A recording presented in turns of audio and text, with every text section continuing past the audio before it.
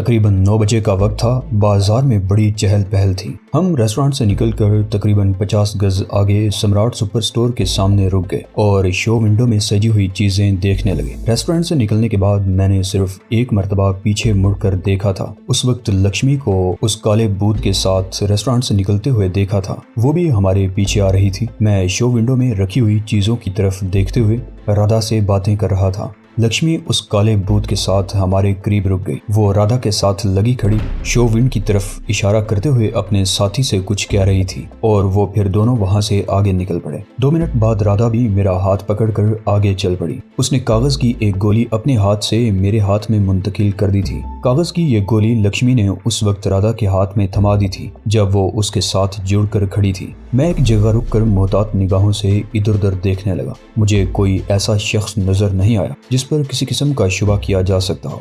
मैंने गोली की तरह मुड़ा तोड़ा सादा कागज खोल लिया। कागज पर सेलुलर फोन नंबर और उसके नीचे 3 नाम लिखे हुए थे, गोपाल, शंकर और विजय, जिसका मतलब था कि उस कॉटेज में नागराज और बेला के अलावा सिर्फ यही 3 आदमी थे। मैं एक बार फिर इधर उधर देखने लगा। टेलीफोन बूथ उधर है, राधा ने मेरा मतलब समझते हुए कहा। हम चंद गज आगे एक पब्लिक टेलीफोन के करीब आ गए। बूथ में पहले ही एक आदमी मौजूद था। मुझे 2-3 मिनट इंतजार करना पड़ा। फिर जैसे ही वो बाहर निकला तो मैं बूथ में घुस गया। राधा भी मेरे साथ अंदर आ गई थी। बूथ में जगह कम होने की वजह से वो मेरे साथ जुड़ी खड़ी थी। मैंने हुक पर टंगा हुआ रिसीवर उठाकर स्लॉट में मतलूबा सिक्के डाले और नंबर मिलाने लगा। राब्ता तकरीबन 40 सेकंड बाद कायम हो सका था। दूसरी तरफ से कॉल रिसीव करने वाले की आवाज खासी बारी थी। हेलो, कौन बोल रहा है? मैंने पूछा। तुम्हें किससे बात करनी है? उसका लहजा बड़ा खुरदरा था। नागराज से बात कराओ, मैंने भी इस मर्तबा करख्त लहजे में कहा। मैं जयपुर से बोल रहा हूँ। चीफ मिनिस्टर का सेक्रेटरी राम अवतार बोल रहा हूँ। 1 मिनट होल्ड करिए महाराज, मैं अभी महादेव को फोन देता हूँ। दूसरी तरफ से बोलने वाले का लहजा एकदम बदल गया और फिर 1 मिनट से पहले ही नागराज की फुंकारती हुई सी आवाज मेरे कान से टकराई। कौन हो तुम? क्या नाम बताया तुमने? हाँ, राम अवतार। मैं इस नाम के किसी आदमी को नहीं जानता। चीफ मिनिस्टर हाउस में इस नाम का कोई आदमी नहीं है। तुम कौन हो? तुम्हारा गुरु, मैंने पुरसुकून लहजे में जवाब दिया। क्या बकते हो? कौन हो तुम? नागराज गुर्राया। बकता नहीं, ठीक कह रहा हूँ। मैं तुम्हारा गुरु हूँ नागराज, मैंने जवाब दिया। तुम्हारे आदमी पागल कुत्तों की तरह पूरे शहर में मुझे तलाश करते फिर रहे हैं मगर मेरा सुराग नहीं लगा सके और मैंने तुम्हारा पता चला लिया और हकीकत यह है कि तुम किसी भी वक्त मेरी निगाहों से ओझल नहीं होते। बकवास करते हो तुम। नागराज चीखा। क्या मेरी सच्चाई का ये सबूत काफी नहीं है कि मैं इस वक्त तुम्हारे सेलुलर फोन पर तुमसे बात कर रहा हूँ? मैंने कहा। तुम्हारे पास सिर्फ 2 घंटे हैं। नागराज, मैं तुम्हें एक मौका दे रहा हूँ। 2 घंटों के बाद तुम्हें जमीन भी पनाह देने से इनकार कर देगी। नागराज चीख चीख कर कुछ कह रहा था लेकिन मैंने फोन बंद कर दिया और राधा की तरफ देखता हुआ बूथ से बाहर आ गया। क्या उसे फोन करके तुमने गलती नहीं की? राधा ने उलझी हुई नजरों से मेरी तरफ देखा। 2 घंटे तो बहुत हैं। वो 1 घंटे से पहले पहले वहां से भाग निकलेगा। मैंने मुस्कुराते हुए कहा। इस वक्त वो पागलों की तरह अपने बाल नोच रहा होगा मगर नहीं, उसके सर पर तो बाल ही नहीं है। शायद अपनी बोटियां नोच रहा होगा। मैं उस पर हाथ डालने से पहले उसे वाकई पागल कर देना चाहता हूँ। अब क्या प्रोग्राम है? राधा ने पूछा। थोड़ा घूमे फिरेंगे, किसी अच्छे से रेस्टोरेंट में बैठकर खाना खाएंगे। तुम जैसी हसीना के साथ घूमते हुए कितना अच्छा लग रहा है। देखो लोग किस तरह ललचाई हुई नजरों से तुम्हें देख रहे हैं। कुछ लोग मेरी किस्मत पर रश्क कर रहे होंगे और कुछ मुझे कोस रहे होंगे। आओ उस तरफ चलते हैं। हम दोनों एक तरफ चलने लगे। मैंने गलत नहीं कहा था। आसपास से गुजरते हुए मर्द वाकई ललचाई हुई नजरों से राधा को देख रहे थे। जीन्स और टी शर्ट में राधा वाकई लोगों के दिलों पर कयामत डाल रही थी। गुरु महाराज, मैं ये आवाज सुनकर चौंक गया। मुड़कर देखा तो मेरे मुंह से बेख्तियार गहरा सांस निकल गया। वो शक्ति लाल था, वही गुंडा जिससे गुज़श्ता रात मेरी मुठभेड़ हुई थी। मेरे हुलिया की वजह से उसने मुझे पहचान लिया था। उसके साथ इसके हुलिया के 2 लड़के और भी थे। गुरु महाराज, वो झुककर मेरे पैर छूते हुए बोला। आज तो तुम्हें हमारे साथ बैठकर चाय पीनी होगी गुरु। नहीं भाई शक्ति, मैंने कहा। इस वक्त मैं जल्दी में हूँ, फिर कभी। मैं सिर्फ चाय ही नहीं पीऊंगा, खाना भी तुम्हारे साथ खाऊंगा। लौंडिया तो बड़ी जोरदार मारी है गुरु। ये कौन है? उसने मेरी तरफ झुकते हुए कान में सरगोशी की। मैं जवाब देने के बजाय मुस्कुरा कर रह गया था और फिर दफातन मेरे जहन में एक ख्याल आया। मैं उसे बाजू से पकड़कर एक तरफ ले गया। तुम्हारे साथ कितने लड़के हैं? इनमें कोई भरोसे का है या नहीं? मैंने उसके चेहरे को देखते हुए कहा। कोई लफड़ा? उसने चौंक कर मेरी तरफ देखा। हुक्म करो गुरु, जान लड़ा देंगे। इनमें कोई भी पीछे हटने वाला नहीं है। काम जरा मुश्किल है, किसी का नुकसान भी हो सकता है। मैंने उसे मजीद आजमाने की कोशिश की। मैंने कहा ना कि जान लड़ा देंगे। उसने जवाब दिया। मैं चंद लम्हे खामोश रहा, फिर बोला, शंकर को जानते हो? वो साला हरामी। शक्ति ने गंदी गाली दी। उसने राजू की टांग तोड़ दी थी। वो अब भी खैराती अस्पताल में पड़ा है। अपन लोग तो उस हरामी शंकर की तलाश में हैं। वो साला गायब हो गया है। मैं तुम्हें बता सकता हूँ वो कहाँ है। मैंने कहा, तुमको मालूम है? शक्ति की आंखों में चमक उभर आई। जल्दी बोलो गुरु, अपन अभी जाकर उसका क्रियाकर्म कर देगा। अपना भी शंकर की तरफ कुछ हिसाब निकलता है। अगर तुम लोग साथ दो तो मेरा हिसाब भी बराबर हो सकता है। मैंने कहा, तुम ऑर्डर करो, हम अभी 10-20 लड़कों को जमा करके उसका हिसाब कर दूंगा। शक्ति ने मुट्ठियां बींचते हुए कहा, ज्यादा नहीं, 4-5 लड़के काफी होंगे। वो तुम्हारे साथ हैं। 2-3 और ले लो, मगर एक बात का ख्याल रखना, शंकर के साथ भी 2-3 आदमी हैं, जरा खतरनाक किस्म के। तुम लोगों को बहुत होशियार रहना होगा। तुम चिंता ही मत करो गुरु, हमें उसका पता बताओ और तुम घर जाकर आराम से बैठ जाओ। हम आज रात शंकर का बाजा बजा देंगे। कल सुबह तुम सुन लोगे। आज रात नहीं, रात बहुत लंबी होती है। मैंने कहा, तुम्हारे पास सिर्फ 2 घंटे हैं। वो अपना ठिकाना बदल देगा, तो फिर जल्दी बताओ, देर मत करो। शक्ति बोला। मैं चंद लम्हे उसकी तरफ देखता रहा, फिर उसे नाकी झील के किनारे पहाड़ियों में उस कॉटेज का पता समझाने लगा। वो कॉटेज? शक्ति की आंखों में चमक सी उभर आई। उसके नीचे एक तहखाना भी है ना? बिल्कुल वही। क्या तुम वहां जा चुके हो? मैंने पूछा। 2 महीने पहले वो लोग राजू को पकड़कर वहीं ले गए थे। शक्तिलाल ने जवाब दिया। उन्हें शुबा था कि राजू का उस आतंकवादी से कोई ताल्लुक है जिसे पुलिस और नागराज के आदमी आज भी खोजते फिर रहे हैं। शंकर यहाँ का बहुत बड़ा दादा बना हुआ है, दूसरों की चमचागिरी करता है साला। हमें जब पता चला कि वो लोग राजू को वहाँ ले गए हैं तो हमने फौरन ही हल्ला बोल दिया।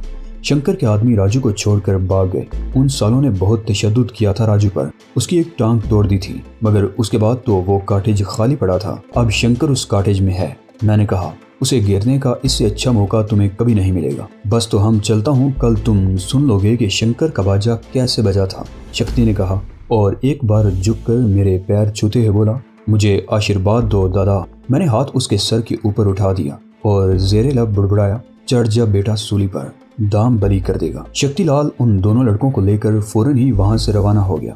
मैं दिल ही दिल में मुस्कुरा रहा था। मुझे यकीन था कि शक्ति 1 घंटे के अंदर अंदर उस कॉटेज पर चढ़ दौड़ेगा और इसका अंजाम क्या होगा इसकी मुझे परवाह नहीं थी। लेकिन एक बात तय थी कि कॉटेज पर शक्ति और उसके आदमियों के हमले से नागराज जरूर बदहवास हो जाएगा। वो यकीनन ये समझेगा कि हमला मैंने कराया है। इससे वो कम से कम ये अंदाजा जरूर लगाएगा कि मैंने भी अपने इर्द गिर्द कुछ ऐसे लोग जमा कर लिए हैं जो अपनी जान की परवाह के बगैर उसके मुकाबले पर आ सकते हैं। मैं और राधा एक और रेस्टोरेंट में आकर बैठ गए। हमने डट कर खाना खाया, बाजार से कुछ चीजें खरीदी और अपने ठिकाने की तरफ रवाना हो गए। आज बेला से मुलाकात के बाद मुझे खदशा था कि मेरा ताकुब करने की कोशिश जरूर की जाएगी। बेला ने वादा किया था कि 2 दिन तक मेरे खिलाफ कोई कार्रवाई नहीं की जाएगी और मुझे इसी शहर से सही सलामत निकलने का मौका फराहम किया जाएगा। लेकिन मुझे बेला पर एतमाद नहीं था। अलबत्ता फौरी तौर पर मैंने अपने इर्द गिर्द किसी मुश्तबा शख्स को नहीं देखा था, मगर 1.5-2 घंटों बाद जो कुछ होने वाला था,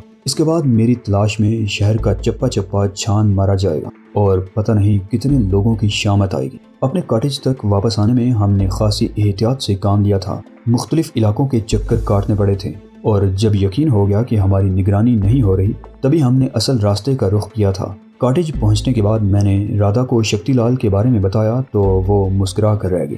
तुम वाकई बहुत चालाक हो, वो मेरी तरफ देखते हुए बोली। जब नागराज के कॉटेज पर हमला होगा तो वो यकीनन बदहवास हो जाएगा। वैसे ये शक्तिलाल कौन है और तुम इसे कैसे जानते हो? इससे मेरी पहली मुलाकात कल हुई थी। मैं उसे शक्ति से मुलाकात की तफसील बताने लगा। आखिर में मैं कह रहा था, कल पहली मुलाकात में मैंने शक्ति और उसके साथियों को बता दिया था कि मैं डरने वालों में से नहीं हूँ। एक पटखनी खाकर वो उस वक्त भाग गया था, लेकिन बाद में 2-4 गुंडों को जमा कर लाया था। उस वक्त अगर मैं अकड़ जाता तो आज शक्ति इस तरह झुककर मेरे पैर न छूता। मुझे यहाँ दुश्मनों की नहीं, दोस्तों की जरूरत है। अगर आज के मिशन में ये जिंदा बच गया तो मेरा बेदाम गुलाम हो जाएगा, मेरी तरह। राधा मुस्कुराई। तुम वाकई लाजवाब चीज हो। हमारे ताल्लुकात को ज्यादा रोज नहीं हुए, लेकिन लगता है कई जन्मों का साथ हो। अब फिल्मी डायलॉग मत बोलना। मैंने उसे घूरा। मेरी इस बात पर राधा ने बड़ा जोरदार कहका लगाया था। वैसे एक बात बता दूं, वो संजीदगी इख्तियार करते हुए बोली, मेरा ख्याल है शक्तिलाल वगैरह माउंट अयो के रहने वाले नहीं हैं। अगर वो यहाँ के होते तो तुम्हारे कहने पर सोचे समझे बगैर इस तरह शंकर के पीछे ना दौड़ पड़ते। क्या मतलब? मैंने सवालिया निगाहों से उसकी तरफ देखा। मैं समझा नहीं। यहाँ का रहने वाला हर शख्स अच्छी तरह जानता है कि शंकर इंसान नहीं, दरिंदा है। उससे टकराने की कोशिश करना मौत को दावत देने के मुतरादिफ है। उसने शंकर का नाम जरूर सुना होगा, मगर उसकी दरिंदगी के बारे में सुनने वाली कहानियों पर यकीन नहीं किया होगा। वो चंद लम्हों को खामोश हुई, फिर बोली, और फिर उसे ये भी मालूम नहीं होगा कि वो दरअसल शंकर पर नहीं, नागराज पर हमला करने जा रहा है। नागराज के बारे में मैंने उसे जानबूझकर नहीं बताया था। मैंने कहा, हो सकता है कि नागराज के नाम से उसके दिल में कोई खौफ बैठ जाता और वो मेरी बात मानने से साफ इनकार कर देता। वैसे इस किस्म के लोग होते बहुत सरफिरे हैं, अंजाम की परवाह किए बगैर आग में कूद पड़ते हैं, हालांकि वो जानते हैं कि ये आग उन्हें नुकसान पहुंचा सकती है, मेरी तरह। राधा एक बार फिर मुस्कुरा दी। मैं भी जानती थी कि आग में कूद रही हूँ और ये आग मुझे नुकसान पहुंचा सकती है। क्या बात है, आज तुम बार बार अपनी मिसालें दे रही हो।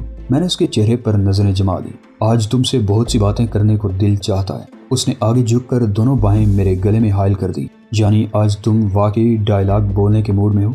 मैंने उसकी आंखों में झांकते हुए कहा। अगले दिन नाश्ते वगैरह से फारिग होकर हम पिछले लॉन में आ गए और अपने काम में मसरूफ हो गए।